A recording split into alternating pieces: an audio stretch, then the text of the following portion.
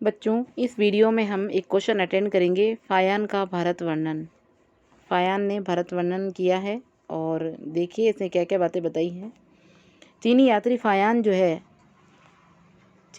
फायान 339 से 414 ईस्वी तक जो है वो भारत का भ्रमण किया। उसने भारत की आर्थिक और धार्मिक और राजनीतिक सामाजिक स्थिति का भी वर्णन किया। तत्कालीन समाज में शाकाहार का प्रचलन था। सामान्यतः जनता लहसुन और प्याज का सेवन नहीं करती थी और उस समय अस्पृश्यता विद्यमान थी, परंतु आम जनता का सादा जीवन अहिंसक था। बौद्ध धर्म सीमावर्ती राज्यों में उन्नति थी, जबकि अपने प्रमुख स्थानों की वो महत्ता खोता जा रहा था। समाज में धार्मिक समानता विद्यमान थी। ब्राह्मण क्षेत्र भी धर्म भी उन्नत अवस्था में था।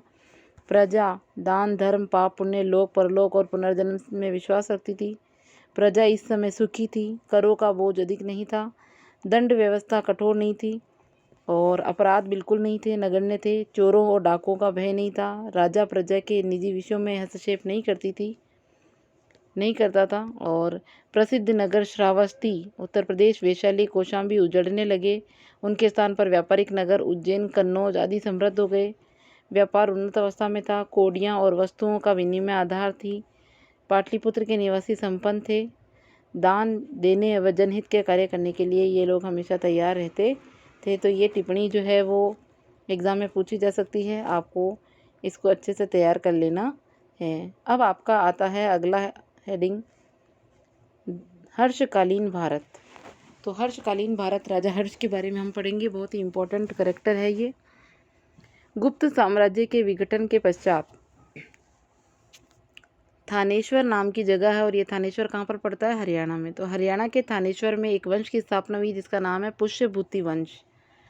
ठीक है, हरियाणा के थानेश्वर में पुष्यभूति वंश की स्थापना हुई और हर्ष चरित्र राजा हर्ष के ऊपर ही किताब लिखी हुई है। हर्ष चरित्र ग्रंथ लिखा हुआ है। तो हर्ष चरित्र के अनुसार प्रभाकर वर्धन इस वंश का चौथा शासक था। प्रभाकर, तो हर्ष चरित्र ग्रंथ में लिखा हुआ है कि प्रभाकर वर्धन जो था वो इस वंश का चौथा राजा था। उसके बाद हर्षवर्धन 606 ईस्वी में थानेश्वर का राजा बना और 647 ईस्वी में हर्षवर्धन की भी मृत्यु हो जाएगी।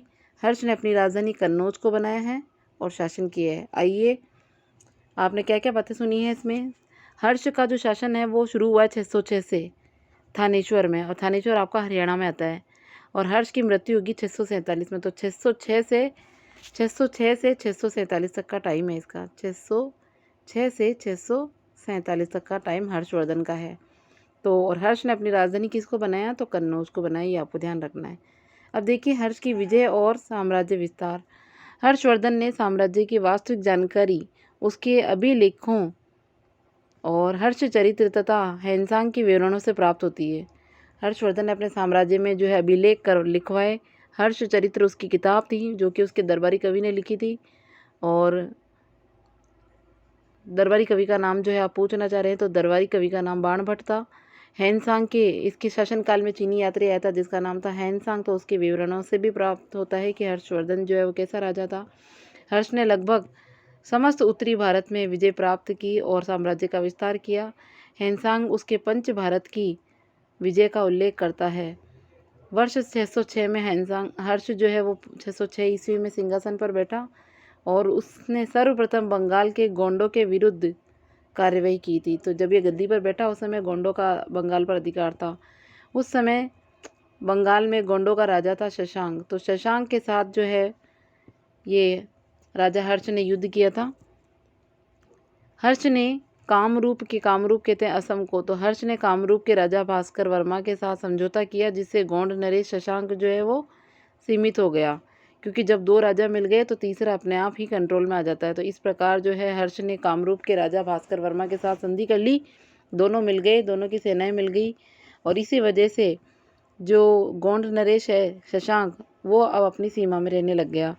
हर्ष ने 630 से 633 ईस्वी के बीच वल्लभी नरेश ध्रुवसेन द्वितीय वाला द्वितीय को युद्ध में हराया। ध्रुवसेन द्वितीय वाला द्वितीय को युद्ध में हराया जो चालुक्यों से युद्ध का पूर्व में चरण था। बाद में हर्ष ने वल्लभी से वैवाहिक संबंध स्थापित किया।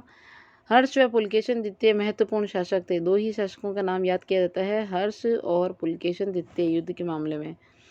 इन्होंने साम्राज्यवादी नीति का अवलंबन किया। दोनों राज्य की सीमाएं निकट करने के कारण उन्हें बीच में युद्ध को नर्मदा नदी के तट पर इनके बीच में युद्ध हुआ और ये युद्ध का समय था 630 से 634। हैनसांग और पुलकेशन द्वितीय की एक हैनसांग और पुलकेशन द्वितीय की हैनसांग और पुलकेशन द्वितीय के बारे में हम बात कर रहे हैं। तो इसकी जो स्थिति थी वो ये थी कि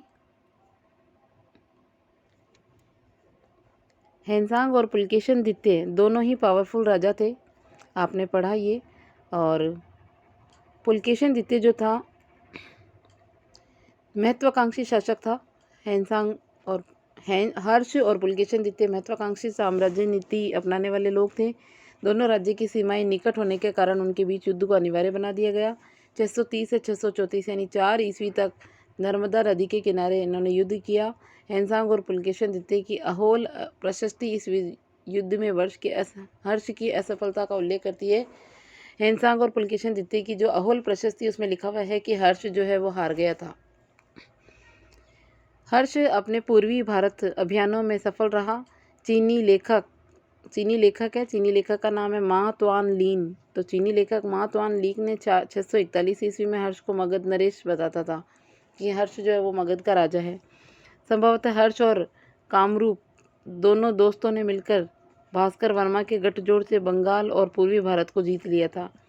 640 ईस्वी के आसपास ओडू, कांगोत और कलिंग पर विजय प्राप्त कर उड़ीसा पर भी विजय प्राप्त की। हर्ष ने उड़ीसा की विजय के बाद बौद्ध सभा बुलाई और चीनी विवरण द्वारा पुष्टि की। बाणभट्ट के अनुसार, बाणभट्ट इसका दरबारी कवि है हर्ष का, तो बाणभट्ट के अनुसार हर्ष ने सिंधु के राजा को राजलक्ष्मी से वंचित कर दिया। सिंधु के राजा को पैसे देने से मना कर दिया था, जिससे पहले प्रभाकर वर्धन हरा चुका था। अब सिंह जो है वो हर्ष का आश्रित राज्य हो गया। जालंधर का उदित और प्रत्यक्ष पूर्वी मालवा का माधव गुप्त उस पर आश्रित थे। बाणभट्ट और हैनसांग चीनी यात्री है और बाणभट्ट दरबारी कवि। इन दोनों ने बताया कि कश्मीर व नेपाल पर हर्ष के अधिपत्य की बात कही है कि कश्मीर और नेपाल पर जो है वो हर्ष का ही अधिकार था। कश्मीर के राजा को हर्ष ने बुद्ध के दांत देने के लिए बाध्य किया। कश्मीर के राजा हर्ष ने बुद्ध के दांत मांगे थे और नेपाल में हर्ष संवत के चलाने के बारे में पुष्टि की। हर्ष के तुषार शेल तथा बर्फीले पहाड़ों के दुर्गम क्षेत्र में कर वसूलने का उल्लेख शुरू हुआ। इन पर टैक्स वसूला जाता था हर्ष के कहने पर। ठीक है।